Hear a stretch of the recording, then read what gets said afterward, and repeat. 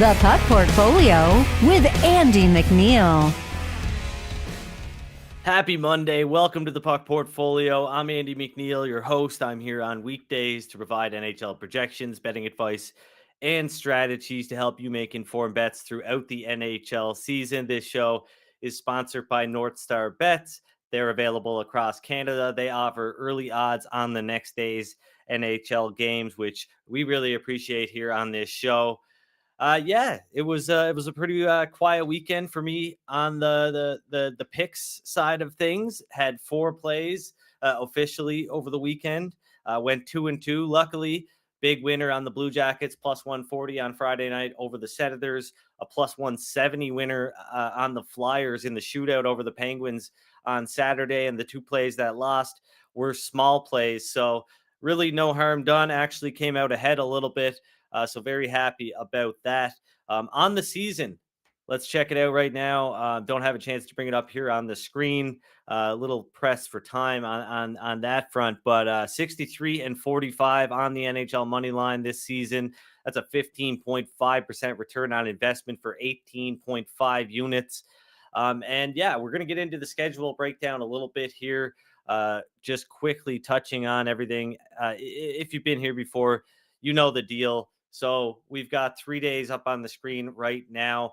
That is December 4th, 5th, and 6th, Monday, Tuesday, and Wednesday. Nothing really out of the ordinary here. Nobody playing back-to-back over these next few days. So pretty evenly matched, all things considered. But of course, I factor this into my projection, so you can take a screenshot right now if you would like, and have a look at that later in a little bit more, or after we get into some of the games here, because we're going to get into Tuesday. A big reason why we've been crushing it on this show is that we are always looking ahead. You should wonder why people aren't looking ahead on any gambling show, right? So we do that here on the Puck Portfolio. Monday, there's a handful of games. Brossoit starting tonight for the Winnipeg Jets. Did not have that factored in. So there's a shift there for sure. Had Connor Hellebuck projected to go. So I don't know if that's enough, though. Let me see here. Obviously there's a big straddle here, right? So this is live at work. There's a big straddle here between, where the Jets are priced right now. Looks like plus 110 at a lot of sports books.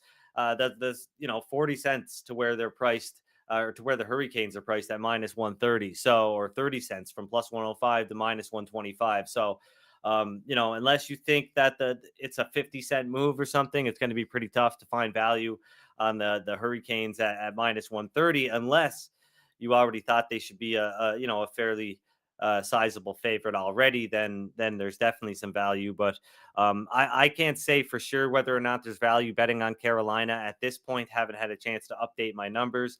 I guess I could do that right now. A little bit of guesswork here, I guess, because I'll just do this the quick way. Let's check it out. Okay, so Winnipeg, where are you? You are right there. Laurent Brossoit. Okay. All right. And then we go over here and we change it. Obviously I know you guys can't see what's happening on the screen here. So minus 128, that's what the model thinks that the Carolina Hurricanes should be at this point. So not enough value there to bet on the Hurricanes on Monday. But not really any value. In fact, I don't think on any of the games, really. It might be some value on the Montreal Canadiens, depending on what sportsbook you're shopping at. But overall, I don't think there's any value on Monday. And that's why I'm going to talk about Tuesday's games, because I've got 2 bets locked in. We can go back to Monday in a little bit. But let's talk about Tuesday, December 5th. The first game that I want to talk about is the Buffalo Sabres and the Detroit Red Wings in Buffalo. Look, the Sabres have really dropped off as of late, and somehow they've actually gotten worse on defense. But let's talk about their offense for a second. According to Stathletes on Twitter, the Sabres went from 3rd in goals per game last season to 22nd in goals per game this season. Their shooting percentage went from 5th to 16th, scoring chances from 12th to 28th. Shots from the slot, 10th to 30th. Offensive zone passes completed, 8th to 29th. And offensive zone possession time, they went from tied for third last season to 26th in the NHL this season. So, yeah, that's a really big drop off for this Sabres team. Of course, Tage Thompson has missed the last 9 games. He's been skating on his own, but he will probably need some practice time before returning. So I'm not really worried about that. Alex Tuck is day to day with an undisclosed injury. I've actually left him in just to be safe. And I still like the Red Wings here at minus 110, the current odds at NorthStar Bets, locking the Red Wings in on the money line at minus 110, 1.1 units to win, 1 unit here. Look, Detroit doesn't really excel off the rush. But they're still pretty dangerous with players like DeBrincat and Raymond always ready to strike here, and I think that could spell trouble for the Buffalo Sabres. The Red Wings, they ranked 13th in expected goals percentage in all situations over the last month. They ranked second in goals per 60 minutes over the last month. And they were one of the top 10 teams in goals against per 60 minutes during that stretch as well. So this looks like a really good matchup for the Red Wings here. And I like them a lot at minus 110 on the money line on the road. And I think, this Sabres team, maybe there's a little bit of hope there that Tage Thompson will be back in the lineup. I don't think that that's likely or all that likely at this point. So I'm on the Red Wings minus 110 the model. It has them at minus 126. And that doesn't assume Patrick Kane plays. There's a small chance that Kane could work his way into the lineup. Of course, he is from Buffalo. I'm sure he'd like to get the boos and the jeers from the Sabres crowd. What did you think of the weekend action, Jake? Did you have any takeaways from what we saw this weekend?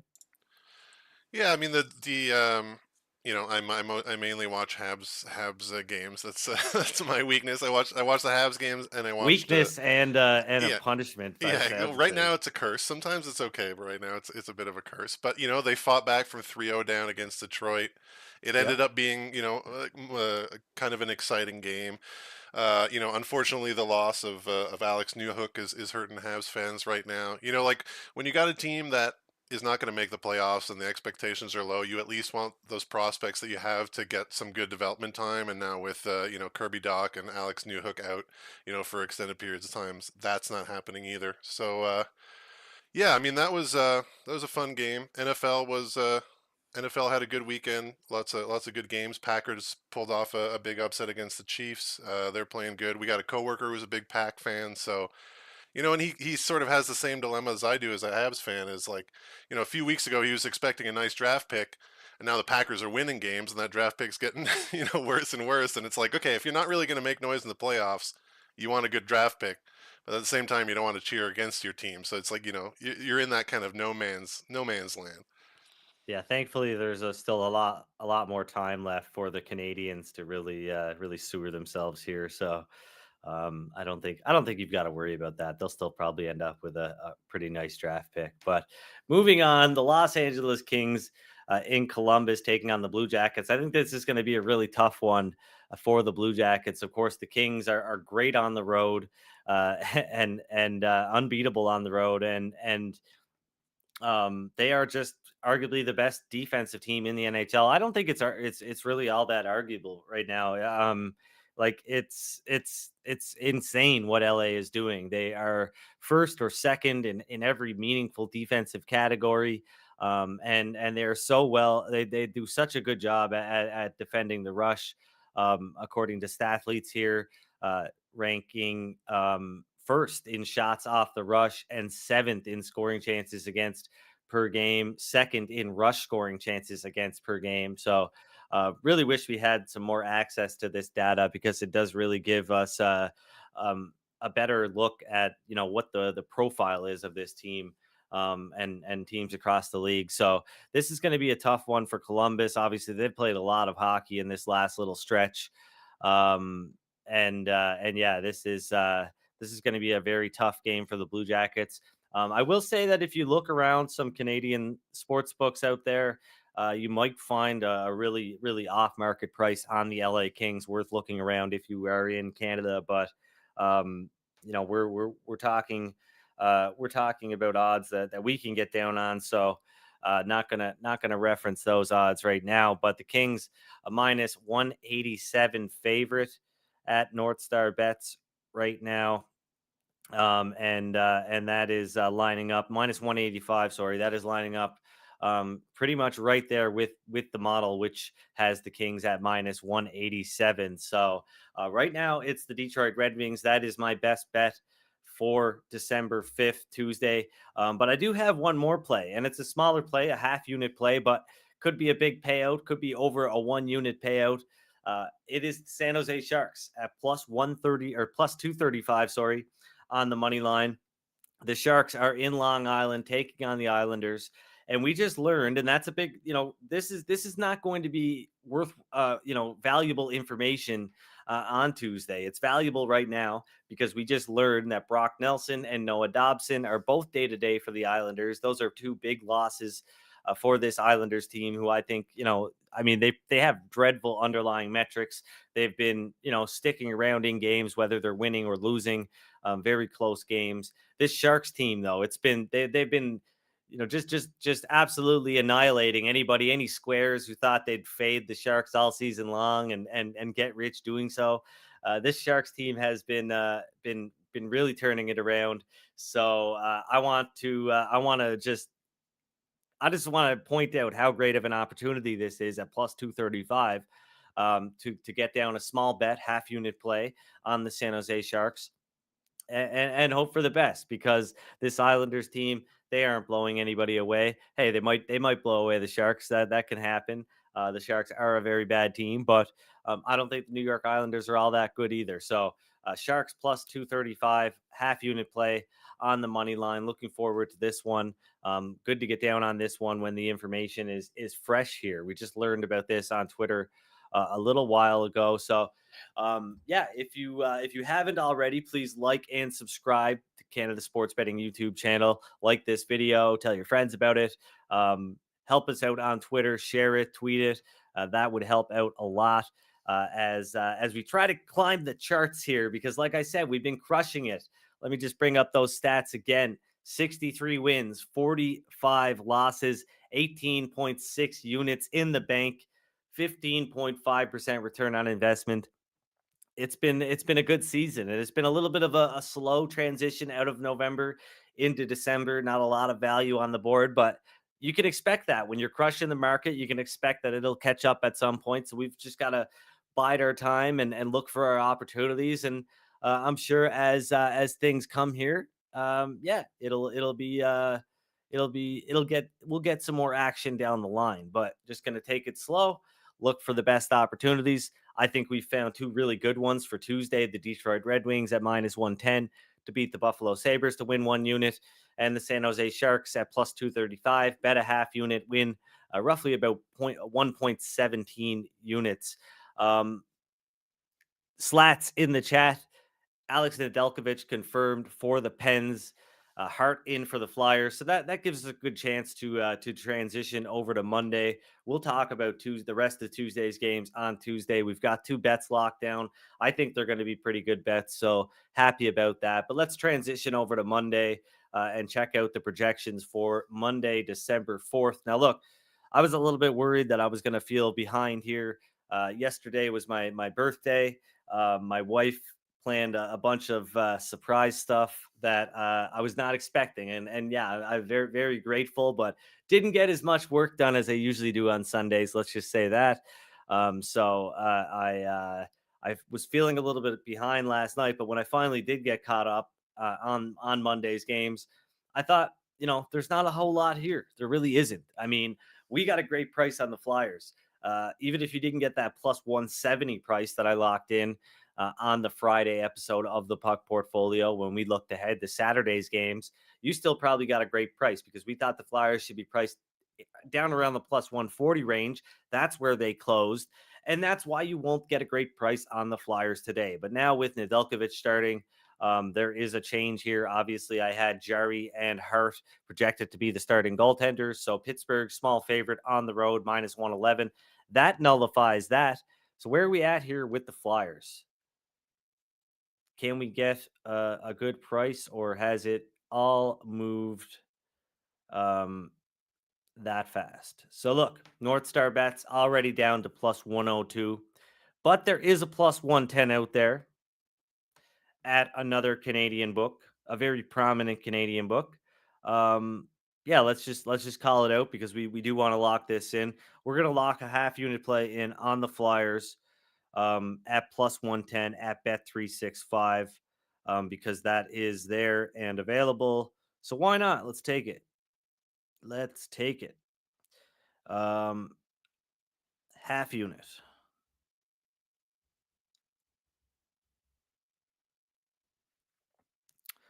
So did not think we were going to end up with a bet on uh did not think we were gonna, yeah, roughly 50-50. Connor, he asked in the chat what my new projection is for this game. I would make the Flyers a small favorite now. I think, can't confirm that, just not gonna do that on the fly here, but willing to lock in a half unit bet. So thanks for that information, Connor. I was talking too much. Did not happen to see that on Twitter, but yeah, with Nedeljkovic starting, and he's been all right this season, but with him starting, and I think, look, you look at how the last game went. The Flyers didn't even play their best hockey game, but they outplayed the Penguins. The Penguins were trash and still managed to stay in the game. Samuel Urson in goal did not have that forecasted initially, but that was the case, and he managed to get the win. So hopefully Hart comes back with a strong performance because I think the Flyers are probably going to get a better performance out of the Penguins today. That's another reason to kind of feel like you got away with one on Saturday with Pittsburgh playing so poorly. So Flyers saved my night on Saturday. Hopefully they don't make Monday a losing day, but if they do, it's just a half unit play. And I think there's some value there at plus 110, but you're going to have to shop around for that one. I would not bet even money or anything like that. I think I don't bet my games. My edge is really, really thin. Leave a little bit of room there. That's how I do things anyway. So got the Flyers locked in for Monday. Nothing really else that I like on the board, to be honest. I mean, small edge on the Arizona Coyotes at minus 115. Pretty thin though. Same goes for the Montreal Canadiens against the Seattle Kraken. Jake talked about it a little bit here. That the Canadiens, they just tend to stick around, and they're a feisty team. And they kind of maybe make you believe a little bit when you watch them play a good game, but then they really tear that all down when you watch them play their when they're at their worst. So Montreal, you have to get the best odds on the Canadians if you're going to take that price against take a good price against the Kraken. What would be a good price?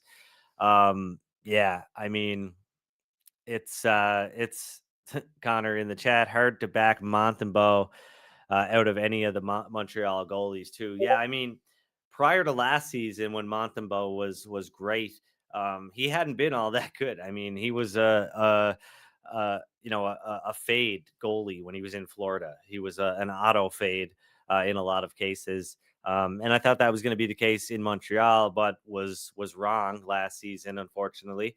But yeah, this season, I mean, what do you think about Montembeault's pay, Jake? I mean, has he been where's he at right now in terms of statistically?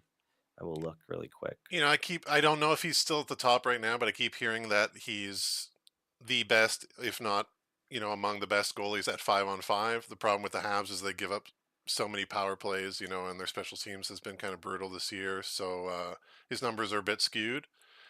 But Yeah, a Montembeault at 5-on-5, number 8 in goals saved above expected, but in all situations, he drops to 22nd, still above average. yeah, it's a bit rough. They give up so many high danger chances. It's hard for any goalie to look good in that crease right now. But I mean, I think right now he gives them a better chance than Jake Allen or Caden Primo. So I think there's some value there when he plays, especially against a team like Seattle that's been pretty inconsistent this year. Yeah, Seattle. What I will say about the Kraken though is they have had a pretty tough schedule. It's been a meat grinder. They played a lot of tough teams. Haven't had a lot of weak teams or easy games on the schedule. So I wonder sometimes, am I too hard on the Seattle Kraken? But then I bet on them on Saturday, small bet plus 110 to beat the Ottawa Senators, and they get shut out. And both Senators goals come off of turnovers. So maybe I'm not too low on the Kraken, but yeah, I mean it would be Montreal or nothing for me. But right now, just the plus 110 play locked in on the Philadelphia Flyers, and we'll see what happens. But with Carolina now facing off against Laurent Brossoit. They are now a minus 128 favorite, so minus 107, which you see on the screen there. That's an old number. That was with Hellebuck in goal for the Winnipeg Jets, but it looks like that is not going to be the case. And then the Pittsburgh Penguins, Alex Nedeljkovic starting in goal for the Penguins. So Penguins no longer minus 111 according to the model. Didn't get a chance to update the price here, but let's call it 50-50. Some value for sure on the Philadelphia Flyers at plus 110 or better. But yeah, so that pretty much does it for today's episode of the Puck Portfolio. I am pretty pleased with the bets that I was able to lock in. Of course, the Flyers, which I just mentioned for Monday, plus 110, half unit, and a half unit play on the San Jose Sharks at plus 235 to beat the New York Islanders on Tuesday. The Islanders are probably going to be without Noah Dobson and Brock Nelson here, so that helps for sure. And finally, my best bet for Tuesday, the Detroit Red Wings minus 110 on the money line to beat the Buffalo Sabres. Those odds available at NorthStar Bets, who sponsors this show. We are very grateful for that. Very grateful for all of you tuning in each and every weekday. Really appreciate it. The likes, all of you who have subscribed so far. If you haven't already, please do it. Helps out a ton. Trying to climb those charts, guys. So if you're listening on Spotify, especially, please rate and review the podcast. That will help out a ton. And yeah, we got to keep this thing growing. Keep it going and growing. That's right. Jake, you got anything to add before we get out of here? No, I think you said it all. Happy Monday to everybody out there. Here's to a good week of whatever you're doing, and a good week of hockey too. All right, all right, all right. Well, we will see you on Tuesday. We will be back looking at Tuesday's games, looking ahead to the Wednesday slate, of course. Maybe find some more betting value. Hopefully, the bets that we made today on Monday for Tuesday will have accumulated some value. That is the goal here. So we'll see. We'll catch up with you on Tuesday. Good luck with your bet tonight. Take care.